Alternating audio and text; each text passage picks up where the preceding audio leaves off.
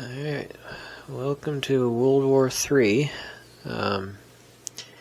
This is taking place in somewhere around the 2050s, and this is completely hypothetical and made up. This isn't really based on anything factual in the real world, but it is based on the outcomes of all the wars previous, particularly the Cold War, hence why NATO has such a commanding presence, because NATO won the Cold War. But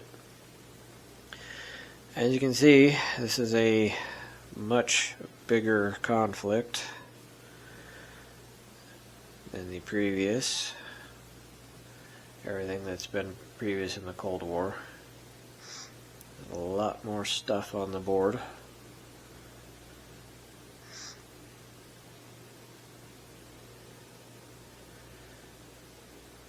This is where South America finally comes into play.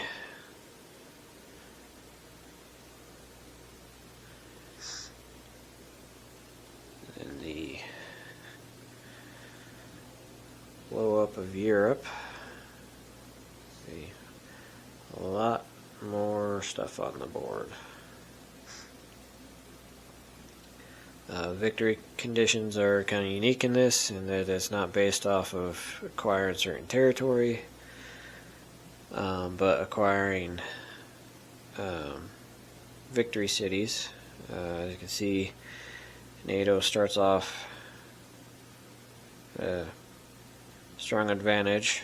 It's the first one to 27 victory cities, but due to the outcomes of the Cold War, NATO starts off almost there, but that will change.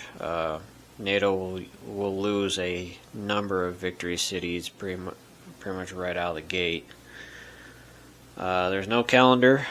It goes until someone meets the victory conditions. For NATO and Warsaw, it's the victory cities. For SAC, the South Asian Confederation, it's production.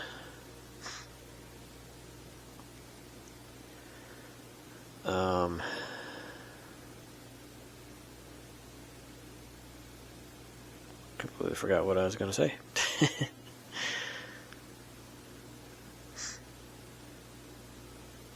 Well, anyways. There's no technologies to research. All the upgrades have been done.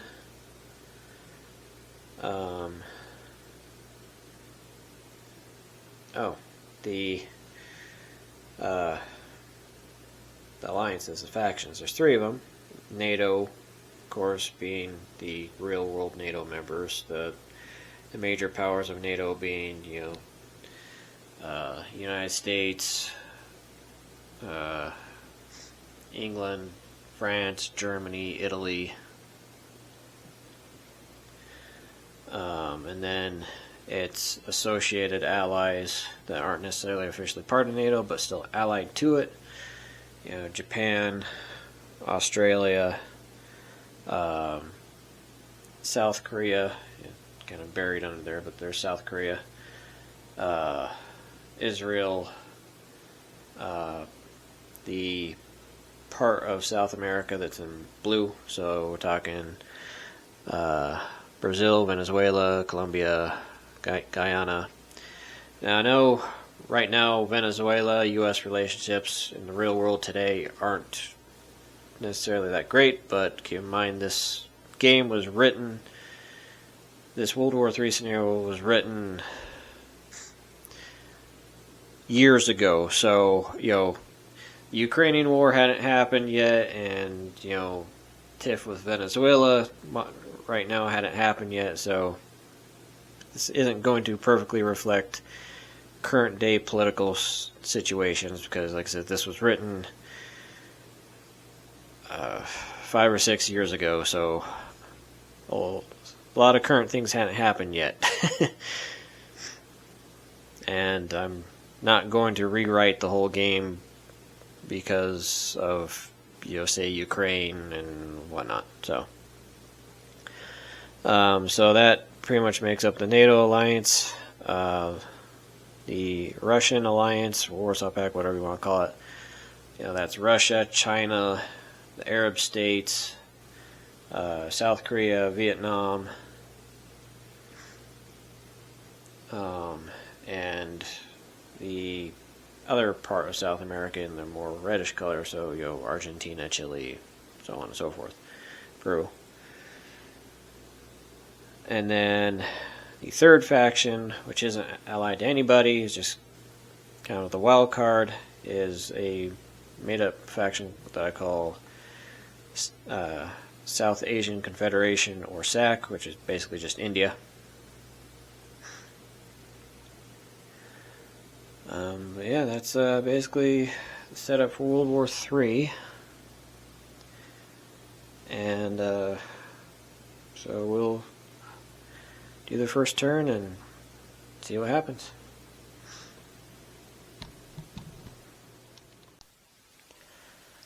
Alright, we got the first turn of World War III done, and a lot happened.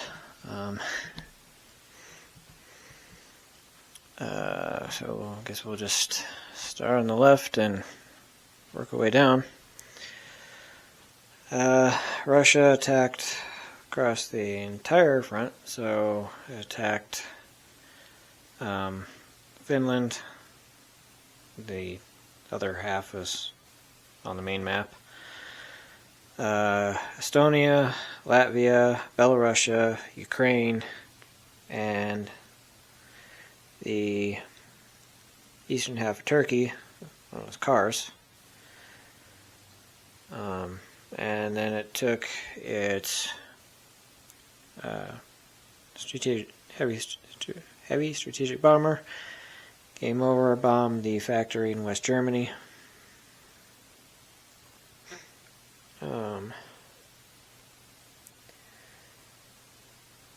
Ukraine was the only real fight for Russia. All the others, basically, they walked in because it all had either one infantry or a militia.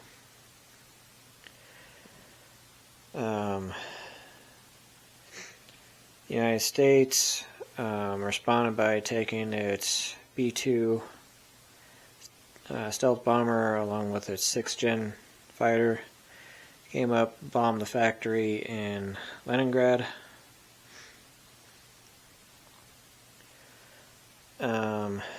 And that was pretty much it for, at least land-wise, Europe. Everything else was either NATO minor powers moving all their forces forward to create a new front line, and then Germany, France, and Italy doing the same. So basically Germany's going to be responsible for trying to hold Northern Europe, and Italy and France be responsible for trying to hold the southern half of Europe, the Balkans really. So the front line is going to be Poland and the Balkans. The United Kingdom landed reinforcements in Norway. And that's about it for land combat in Europe anyways.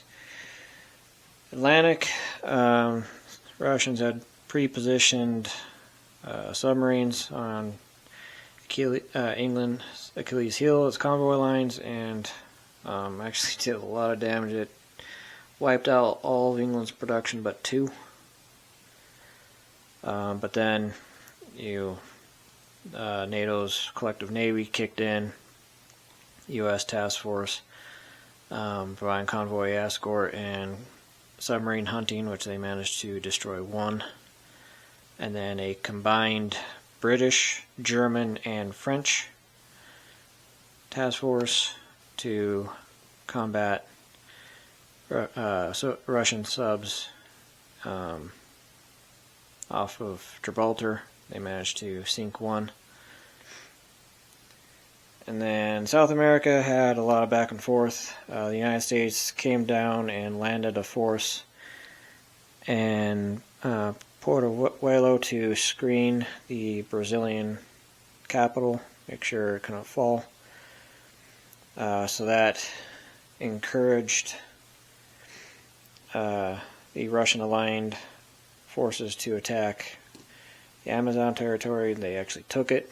So then Brazilian forces counterattacked, retook Amazon territory, and then NATO-aligned forces in Colombia and Ecuador attacked Peru and took it.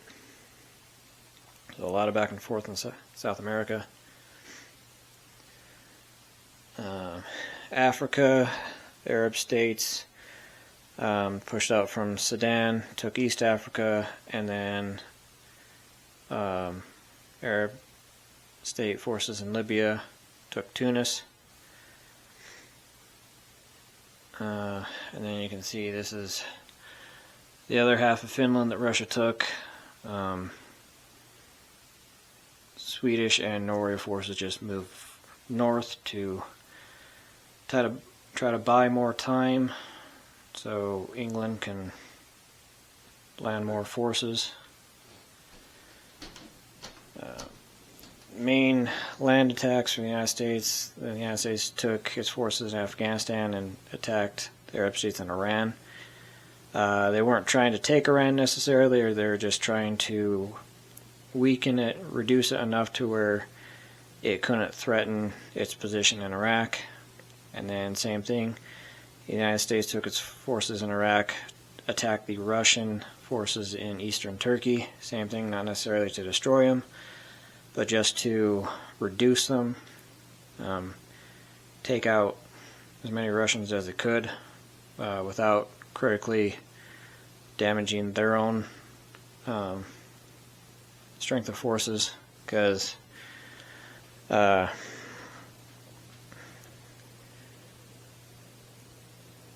this Russian force, if not countered, march across Turkey, take Istanbul, open up the Bosphorus Straits, and allow the Russian Navy to get out of the Black Sea, something NATO is trying to prevent.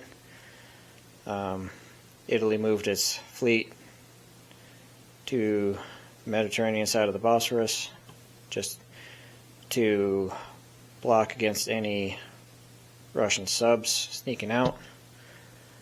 The British fleet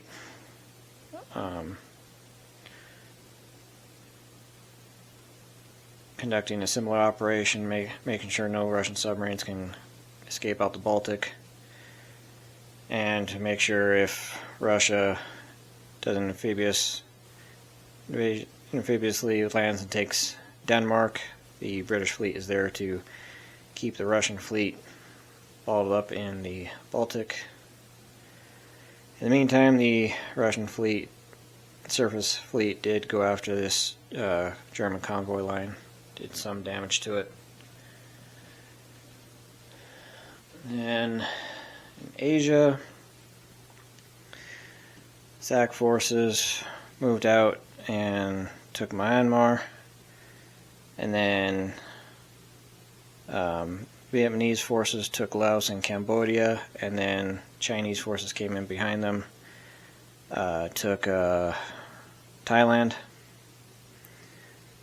So now Singapore is open for them. That is a victory city. Then the Japanese Navy came out, attacked the Chinese Navy in this sea zone, and it was a costly victory for Japan, but Japan has destroyed the entirety of the Chinese fleet. This was assisted by Japanese fighters flying out from the mainland. North Korea attacked South Korea. It was defeated. Then South Korea counterattacked, took North Korea, and then China counterattacked and took North Korea back. So, and then the United States made a massive landing in Anmar, Russia, to threaten China from the land side. And also, it was a maneuver that China could not ignore, because the entirety of the Russian military is committed in Europe, so Russia's back door is wide open. So America landing here in Myanmar forces China to get locked into a ground war to contain it. Otherwise, the United States could just march on to Moscow from the east. So, in that vein, China attacked the American forces in Myanmar. They weren't able to push the Americans out, suffered heavy casualties. Americans suffered some decent losses too, but America's trump card, American air power, is just too damn strong. And then Japan landed some ground forces, 2 infantry and 2 main battle tanks to reinforce, and moved its air force to Vladivostok, which the United States took as well. And Japan will just keep feeding troops into Myanmar, and to reinforce, to support their American allies, and just get China locked into a war of attrition that American production will be able to outpace. And given America's air and sea lift capacity, it'll be able to reinforce pretty quickly.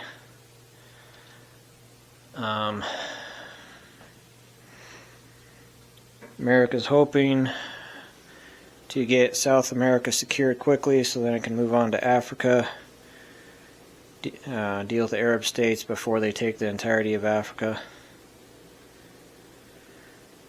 The United States wants to ensure that they win South America, because if the Russian aligned forces take South America, then they can push up Central America, and then the United States has a ground war on its doorstep, and America definitely does not want that, especially depending on how the ground war goes in Europe. The United States might have to commit substantial forces to Europe, and if it has to do that, the last thing it wants is a ground war on its own doorstep. So we'll see how the next couple battles go in kind of Central Europe. That will dictate a lot on what NATO strategy is going forward. NATO is still very much winning. Only has to get 4 more victory cities compared to Warsaw's a lot more. But it's looking like Warsaw is definitely going to pick up 2 more victory cities, and NATO is going to lose 1 this next turn, definitely. So, but we'll see. It was a very long turn, a lot of combat, but this is supposed to be the largest. Granted, it's fictional, but it is designed to be the largest war in human history. So, and so far, it's living up to that. So we'll come back next turn with an update. Okay, we're at the end of the second turn. So World War III has been going on for 1 year at this point. And in the Atlantic, the battle for the Atlantic is continuing to go in NATO's favor. French air units from the French light carrier in the Mediterranean was able to sink the Russian submarine. So now there's only 1 Russian submarine left in the Atlantic. And with the Italian and French fleets in the Mediterranean and the British fleet in the North Sea at the mouth of the Baltics, the Russians have 0 ability to get anything out of the Black Sea and Baltic respectively. So once the United States can sink that Russian sub, they will have secured the Atlantic. South America continues to go in NATO's favor. NATO forces just took Bolivia. So it is looking like NATO will win South America, especially with the U.S. presence. They're ensuring it. The U.S. hasn't taken part in any action in South America. They're letting the NATO-aligned South American forces do the fighting. They are simply there to ensure the safety of the Brazilian capital and the victory city. The United States is saving those assets for Africa or Europe, depending on which needs it most. Once it is clear beyond any shadow of a doubt that NATO-aligned South American forces will win, or reduced Warsaw Pact-aligned forces to the point where they can't pose any meaningful threat to South America, the United States is going to be pulling those forces out. The Arab states, they took Congo, so they're continuing to conquer Africa almost unopposed. NATO does have African command in Africa, but without a factory the Arab states controlled, the only thing they can do is put down militia, and with very limited income, militia isn't going to do anything against these Arab forces. In Europe, Soviets have taken half of Norway and half of Sweden, and took a victory city in the process, Helsinki. And then in Europe, or mainland Europe, they took Lithuania, Hungary, and Romania, which is another victory city, Bucharest. And go to the blow up.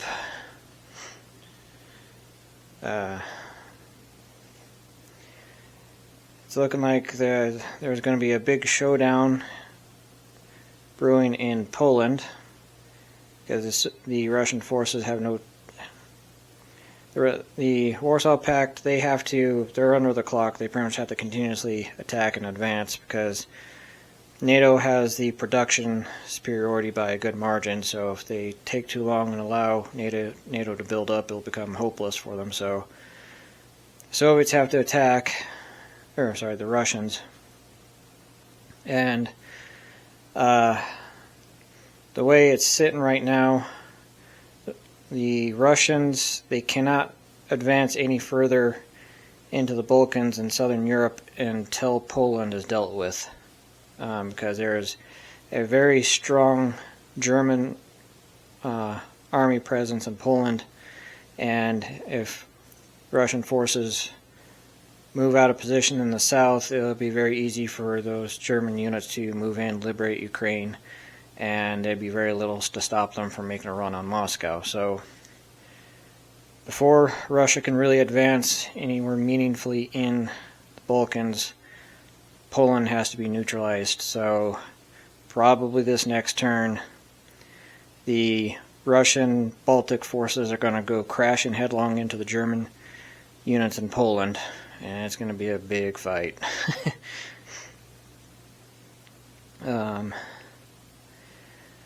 Russian forces took the rest of Turkey, so all that's left is Istanbul.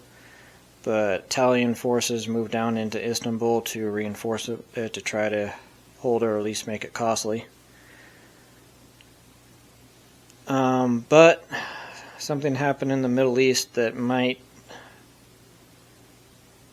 alter Russian plans in taking Istanbul, because the original plan was the Caucasus Army to come down into Turkey and sweep up, take Istanbul, which is Victory City, and then link up with the Russian forces moving through Ukraine and pincer the Balkans. That was the original plan. But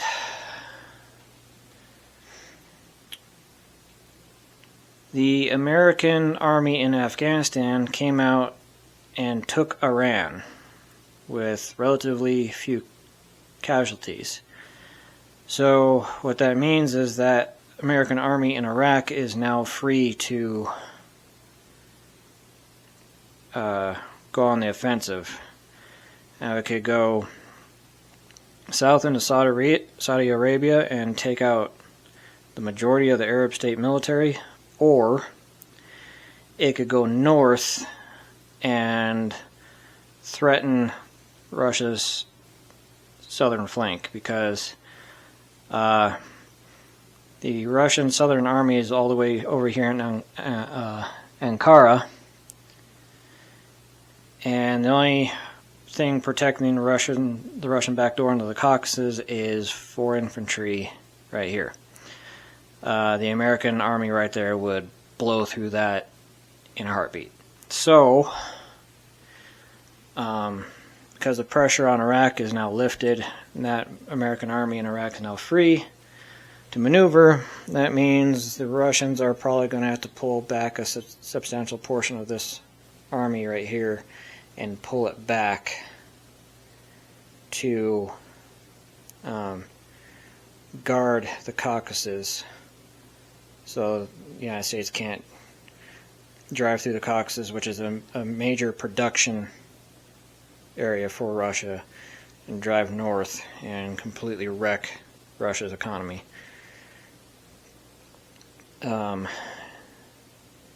So that might have just saved Istanbul.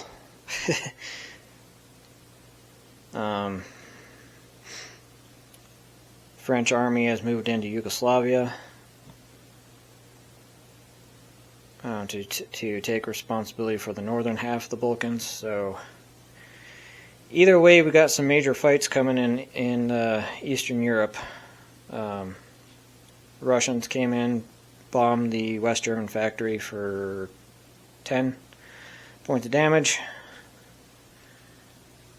which is hurtful because that's over half of Germany's entire production. But the United States responded in kind, sent its stealth B-2 bomber and a 6th-gen stealth fighter to the Leningrad factory, bombed it for 9 points of damage, and shot down a Russian fighter for 0 losses to the U.S.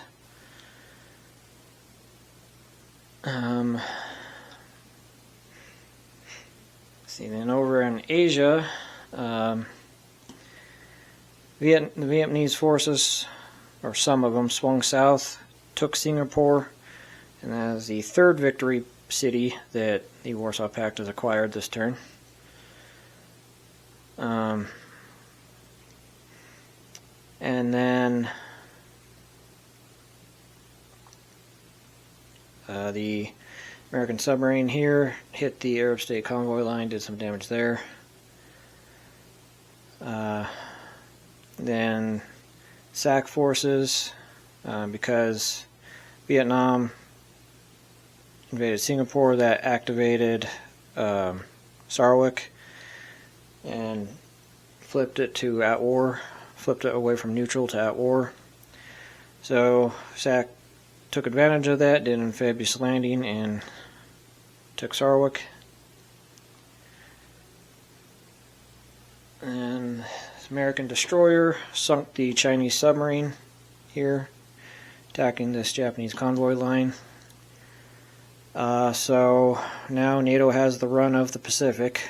The only potential hostile forces is the SAC fleet here in Indonesia. But NATO is probably going to let ANZAC deal with that. The United States brought its Ospreys, its transports, and its AACs back to Guam to pick up another load of reinforcements. The Japanese cruiser came over to provide additional security. And then Japan is continuing to land more forces in Russia to back up its American allies. And that was it for the turn. ANZAC's moving its forces to northern Australia to be in position to respond to these various Indonesian islands. Right now they're all neutral, but as soon as someone attacks them, either China or SAC attacks them, they'll flip to NATO aligned. So Anzac is moving its forces to northern Australia so they can rapidly respond and reinforce whatever Indonesian nation gets flipped. And yeah, so that's it. So we will do round 3 and come back. Alright, I got the turn 3 recap. The United States failed to sink this Russian sub, the only remaining Russian sub in the Atlantic. Failed to sink it. There was no attacks in South America. Each opposing side more or less just maneuvered troops around. Main action is in Europe, where Russia took the rest of Norway and Sweden, although the British Canadians put up one hell of a fight for Oslo. Significantly reduced the Russian forces.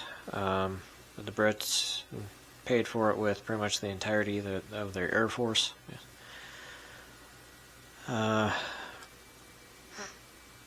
The Russians bombed West Germany again, did 5 points of damage. The Americans returned the favor, bombed Leningrad, did 12 points of damage.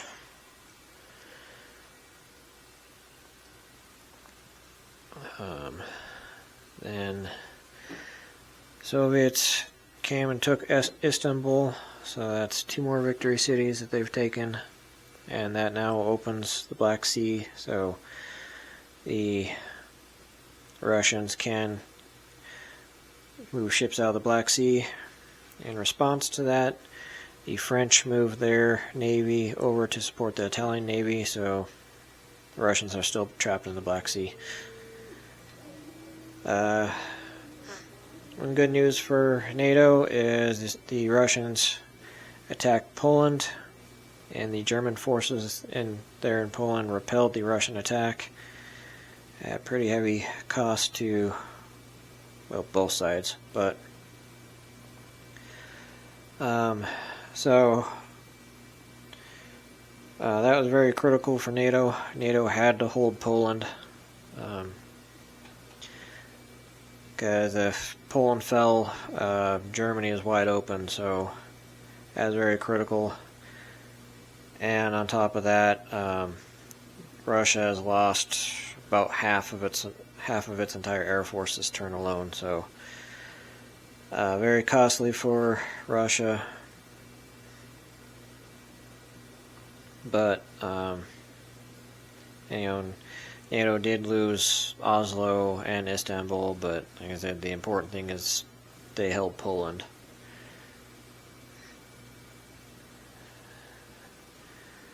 And over in the Middle East, the United States is taking Saudi Arabia.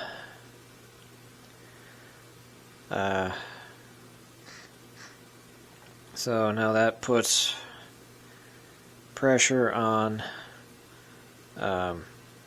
Egypt and Cairo. Two territories that the Arab states absolutely cannot lose, so that's causing the Arab states to funnel all their production into trying to build up a defense for Egypt. But that was a big blow to the Arab states, because Saudi Arabia is one of its highest producing territories in terms of production value.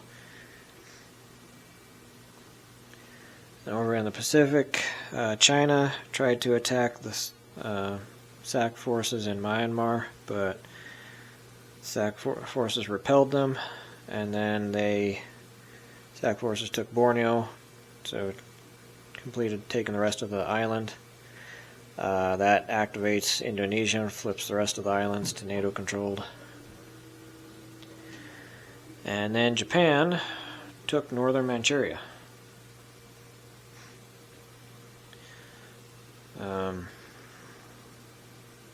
Oh, and China took South Korea. But so that's the Arab states came down and took Central Africa. So that was it for turn 3.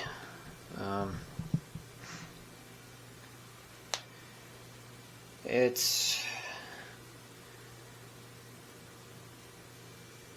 not looking bad for NATO or Warsaw, but it's also not looking great for NATO or Warsaw, so it's kind of not bad or good at the moment. Warsaw's kind of closed the gap in terms of victory cities. It's almost even now. NATO still has a slight advantage.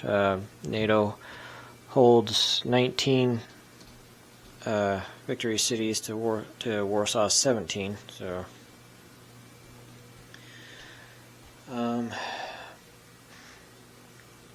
hopefully, in a turn or two, hopefully NATO can go on the offensive in Europe.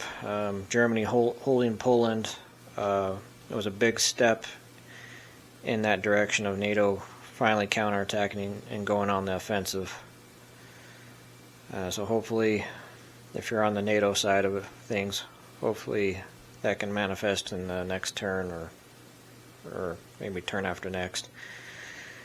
If you're Warsaw, not so much.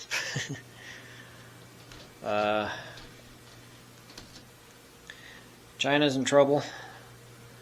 The United States just landed a big wave of reinforcements, so the United States is definitely going to be going on the offensive this next turn. China started shifting forces north to form a new defensive line. It's kind of settling into the concept that it's going to lose Manchuria. It's just going to accept that fate and focus on defending this Manchuria Greater China border. So we'll see what happens. Europe's kind of stalemated. South America is kind of stalemated. Warsaw's winning Africa, but they're losing the Middle East and they're losing China. So,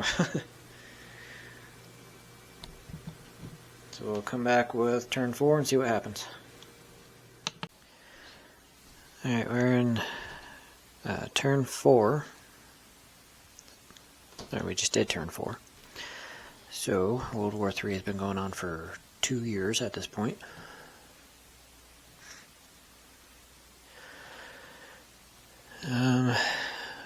Start off in Europe.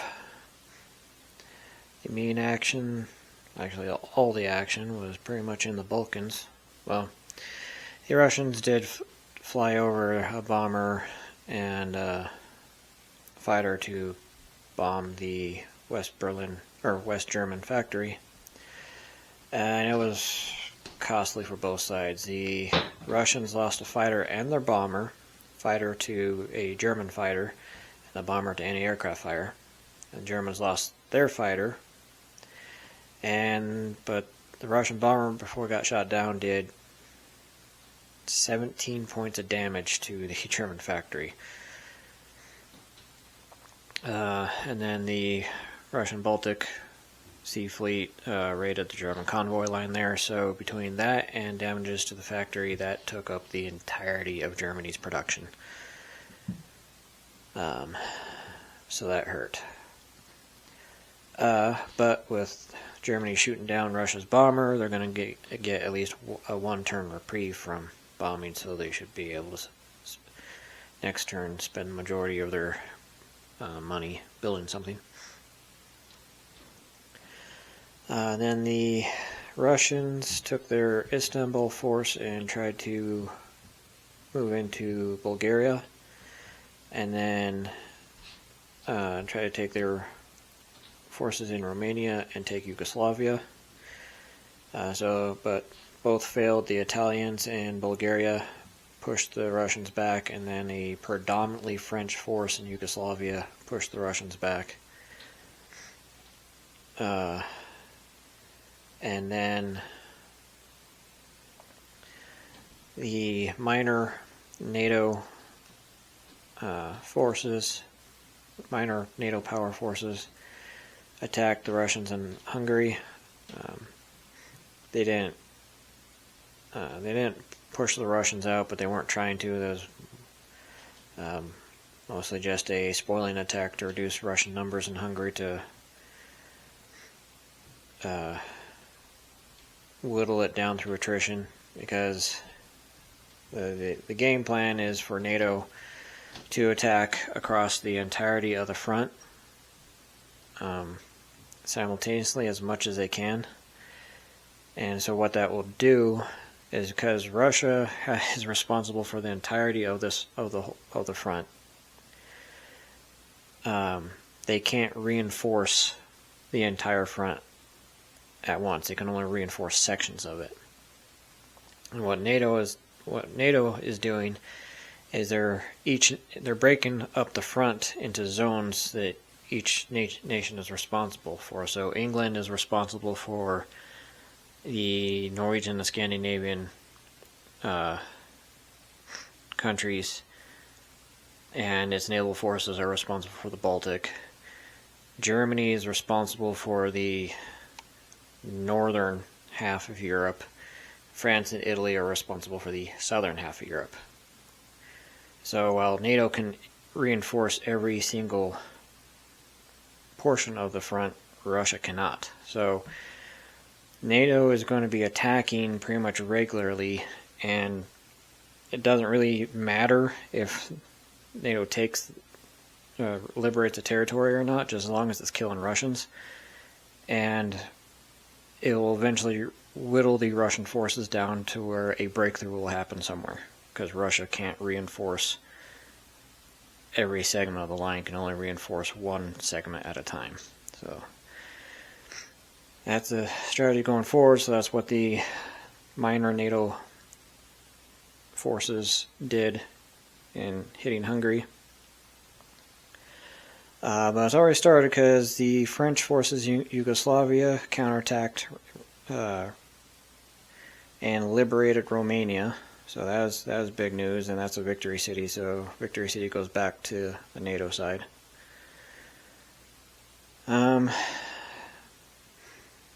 But that's probably going to be kind of it for the moment, because NATO really can't advance until Hungary is liberated. So that's a NATO keystone. Once Hungary's liberated, that'll open up the rest of the front. England has just got to build up its forces again to try to return to the Scandinavian countries. For Russia, Poland is the keystone. Russia can't really advance until they take Poland, but it's looking like that's not going to happen anytime soon. They might even have to pull out of Hungary, because the Russian forces in Hungary are surrounded on 3 sides, so they might actually have to pull out of Hungary.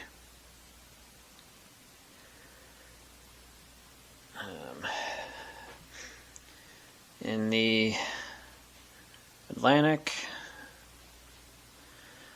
the last Russian submarine has been sunk by the United States, so now that frees up this entire fleet, this carrier battle group, to go do something else. Probably come south, link up with this American task force off of Brazil.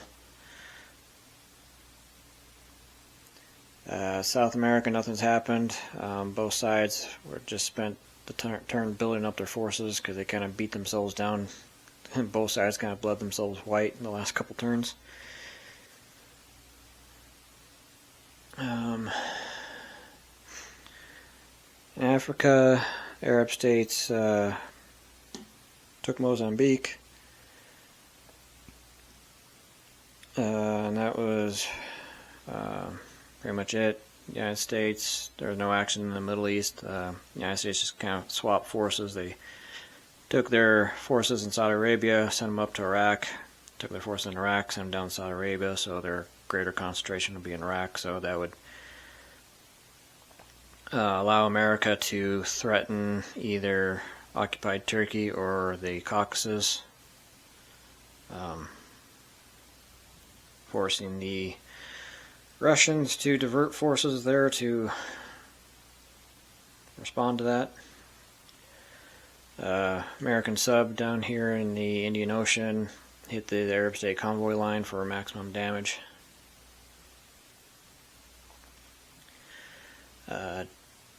China tried attacking the Indian forces, or the SAC forces in Myanmar. Are unsuccessful in pushing them out. The Anzac forces just continuing to reinforce Indonesian islands to keep them out of SAC hands. Up here in northern China, or Manchuria, the United States attacked the Chinese forces in central Manchuria. They probably could have taken it, but they would have sustained dangerously high casualties doing it, so the Americans opted to withdraw, regroup, with probably some more reinforcements, and then come again. Japan did come down into eastern Manchuria and took it. The United States took its stealth bombers, fighter, attacked the factory in Beijing, and did the same thing in Leningrad. American stealth bombers and stealth fighters attacked the Russian factory in Leningrad. And that's about it. The American air and sea lift fleet came back down to Guam to pick up more reinforcements to take to somewhere. And Japan's landing forces in China have returned to support its American ally. And that's the war so far. So we'll do turn 5 and come back with an update. Alright, we're at end of turn 5. So World War III has been going on for 2.5 years. And this turn pretty much represents the turning point for the war. NATO has more or less broken Russia's back, and it's pretty much looking like it is a guaranteed NATO victory. Anything beyond this point is pretty much a formality. It's still played out, but NATO has effectively won. I'll show you why. And as you can see, Russia has pretty much been completely pushed back to its original border. And it's actually lost original Russian territory now, with the United States taking Transcaucasia. The French moved and liberated Hungary and Ukraine, with the Germans moving in and liberating Belarusia and Lithuania. And this is a critical part right here, as it has blown a hole in the Russian line. As you can see, there is nothing between these German forces and Moscow.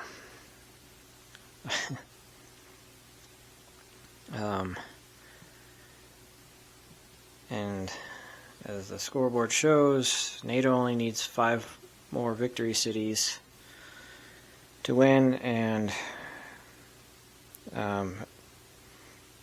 this next turn alone, NATO is going to be able to get at least 3. Down in the Balkans, the Italians attacked and liberated Istanbul. So now the only part of Turkey that's left in Russian hands is the middle third of it, Ankara, which they're probably not going to hold that much longer either. So Russia's in a dilemma. It still has pretty substantial forces up in the Norwegian countries, but Minsk, Smolensk, Western Russia being wide open, so Russia can either turtle up in the Norwegian countries, because there's 3 victory cities up there, but then that leaves Smolensk and path to Moscow wide open, or it can start pulling those forces in the Norwegian countries out down to try to defend the homeland, but then that's basically just giving NATO 3 victory cities pretty much without a fight. Kind of doesn't matter what Russia does, either way it's boned. Because the likelihood of the Russians holding the Caucasus from the United States is pretty much 0, and that is the good chunk of Russia's production capability. The French are pretty depleted, so they're really probably not really capable of further offensive action, short of maybe taking Crimea. But that's not the case for the Germans. The Germans definitely have the strength to continue the offensive. And England still has a intact army plus a very large navy, so I mean, hell, if England wanted to, it could come into the Baltics, because NATO still controls Denmark, wipe out the Russian fleet in the Baltic Sea, and land in Leningrad if it wanted to, because the only thing Russia has, at least at the moment, in Leningrad, is 2 fighters, 2 tactical bombers, and a heavy strategic bomber.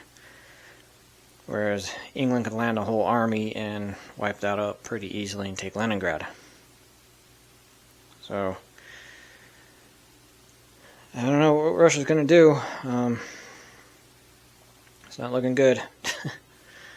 And it's not just Russia, it's across the board. The Warsaw Pact is in trouble.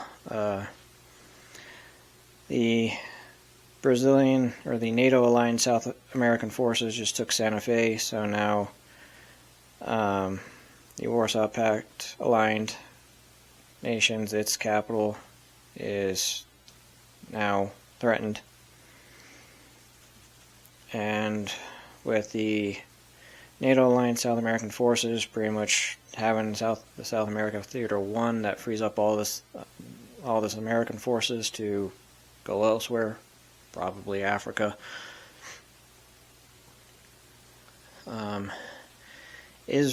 Israeli forces came out and took Syria. So now, and with the Russians in Turkey neutralized, and the Russians up in the Caucasus on full retreat, that frees up all this American stuff to go straight for Cairo and pretty much knock the Arab states out of the war. And down the South Pacific, the Anzac fleet came out, challenged the SAC fleet. SAC fleet came out the better of it. They lost a destroyer, whereas Anzac lost a submarine and a destroyer. They opted to withdraw. But it doesn't really matter, because Anzac has reinforced the Indonesian islands to the point where SAC has no chance of taking any more territory, at least in Indonesia. So SAC is effectively contained. China and SAC continue to be stalemated. In Myanmar, China attacked again, was unable to break through. But up here in the north, China has pretty much lost all of Manchuria except for this last, probably sixth of it, this southern Manchuria. The United States took central Manchuria, with Japan taking western and eastern Manchuria. So this right here is pretty much the last defensive line China has.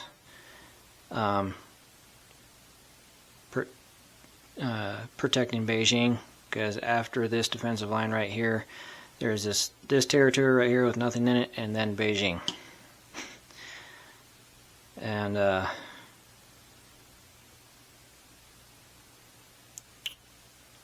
whether or not the United States and Japan can break through that defensive line, don't know.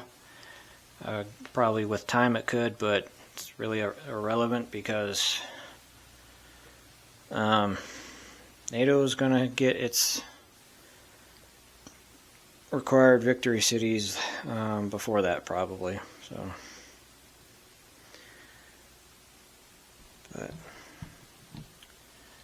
we'll do the next round and see how close NATO gets to victory. It's not been without cost. You know, the French and Italian military has been decimated. German military is taking over 50% losses. England lost an entire army in Oslo and the entirety of its air force. And, you know, the United States has taken pretty substantial losses in China.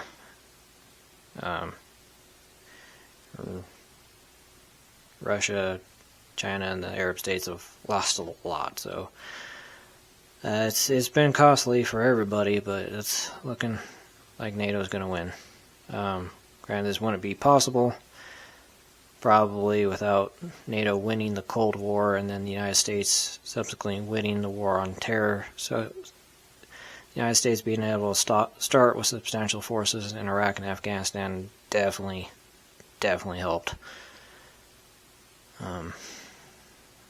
But we'll come back with the end of turn recap for turn 6 and see you then. Alright, we're at the end of turn 6. So World War III has been going on for 3 years now, and it is over.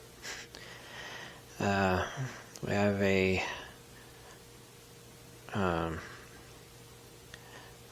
unconditional surrender by the Warsaw Powers, because NATO has gotten all 27 of its victory cities that it needs. So the NATO aligned South American forces came down and took Buenos Aires, which is a victory city. Then the United States did amphibious landing and took Cape Town. And then over in Europe, the Canadians liberated Oslo, and then the British took their fleet in probably the largest naval battle of the war, went into the Baltic Sea,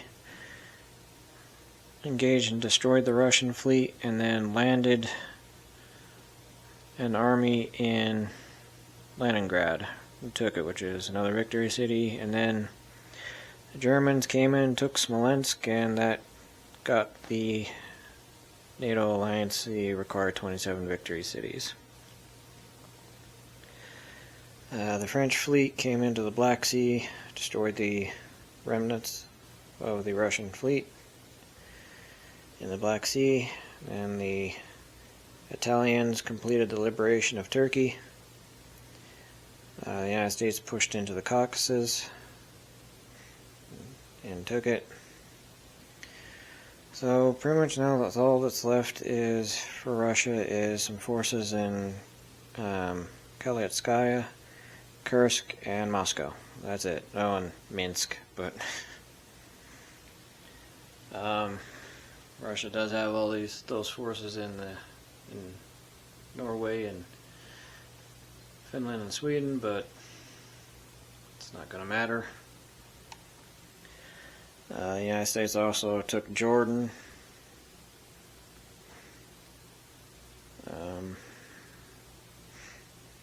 China tried to take Myanmar one last time, couldn't do it. There was a naval battle between SAC and Anzac right here, and SAC won. So they actually pretty much destroyed the Anzac Navy. Just got one destroyer left, but once again, doesn't matter. So that is World War III. It was a long game. It was a costly game. There's a lot of losses on every side. Everyone lost a crap ton of stuff. As you can see, if you remember at the beginning of this, there was a lot more pieces on the board than there is now. But if you've made it this far, you made it through the entirety of the Terrabellum series. Thank you for sticking with us, and we'll see you with the next game, whatever that may be.